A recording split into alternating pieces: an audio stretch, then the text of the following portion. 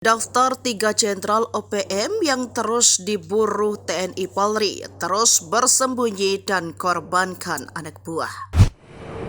Bertahun-tahun lamanya, organisasi Papua Merdeka masih terus berupaya menjadikan Papua sebagai negara kekuasaan mereka dan lepas dari NKRI. Hingga kini, TNI dan Polri yang ditugaskan mengakhiri keberadaan organisasi separatis yang juga dinamakan KKB itu masih terus patroli di tempat-tempat rawan. Seiring berjalannya waktu, penguasa KKB atau OPM ini juga silih berganti karena faktor usia. Teranyar ada 3 nama Panglima OPM yang menjadi buruan utama TNI dan Polri. Keberadaan mereka ini jarang berhadapan langsung Satgas Keamanan lantaran terus saja mengirimkan para prajurit mereka. Mengutip dari gridhot.id, berikut adalah 3 jenderal KKB Papua atau OPM yang dikenal dengan daftar kejahatannya. Nama satu ini akhir-akhir ini begitu akrab dengan telinga masyarakat Indonesia, Egyanus Kogoya.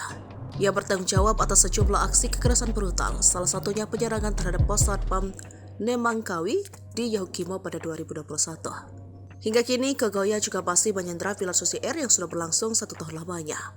Kogoya kerap muncul lewat video-video yang dibagikan OPM di media sosial. Nama lainnya adalah Benny Tabuni, dikenal sebagai juru bicara OPM yang kerap mengemukakan retorikanya dan provokatif.